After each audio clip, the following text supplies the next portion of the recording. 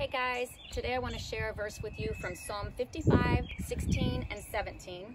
It says, "As for me, I will call upon God, and the Lord shall save me. Evening and morning and at noon will I pray and cry aloud, and he will hear my voice." A while back we talked about rising early and spending some time with God. But man, this says evening, morning, and at noon. Daniel, in Daniel 6:10, talks about how he prayed 3 times a day. That all of this stuff was coming against him, saying, you can't ask anything from any other God, but he spent that time because he was so dedicated to God. It was almost like an addiction, where he was almost like addicted to that time with God.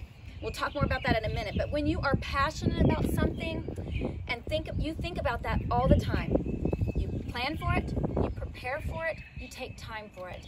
We're up here in Alabama at Lake Gunnersville. My husband's in a bass tournament, and man, this has been in the making for months and months.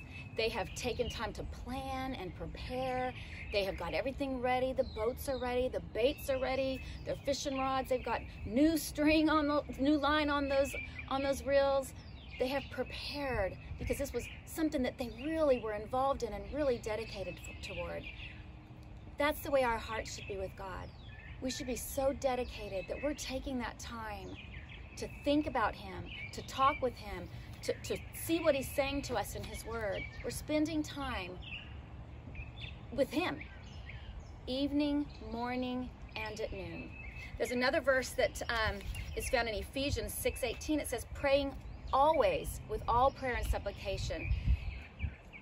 We are to be spending time with God all the time. It doesn't mean we're down on our knees 24/7 and, down here like this. No, it means we're just in communication with God.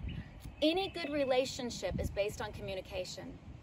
That's what we need with God. Do you know the more you spend time with God, the more you want to spend time with God? I mentioned the addiction.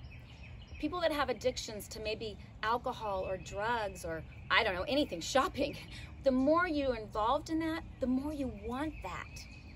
Get involved with Jesus. Become addicted to him. The more time you spend with him, the more you're going to want to spend with him.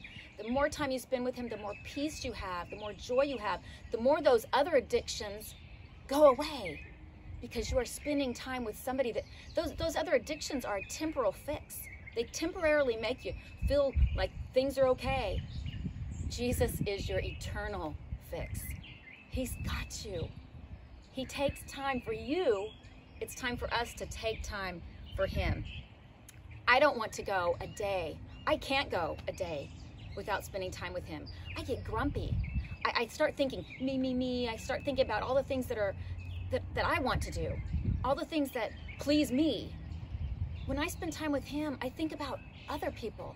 When I spend time with him, I think on the good things. I think about the things that I'm supposed to think about, not all these negative, destructive thoughts.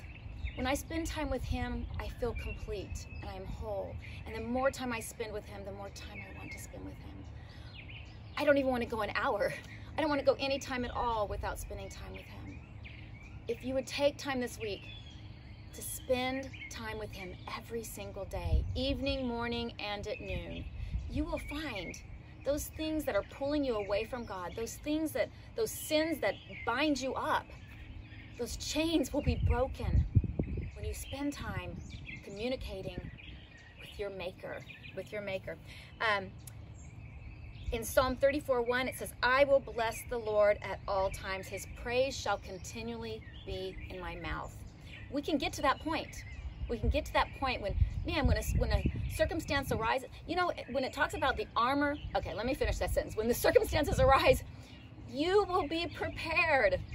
In Ephesians, that verse I read in 6:18, that praying always, right before that in Ephesians 6, it talks about the armor of God and putting on that armor, how important that is. You're in a battle, not in a fleshly realm, but in a spiritual realm. You're at battle. And it wraps it up when it says praying always. We need to be instant in prayer. When things happen that you have no answer for, and you talk to God about it. When things happen that are great, you thank God for it. Be instant in prayer. evening, morning, and at noon. God will change your life. You'll see. Take time for him this week.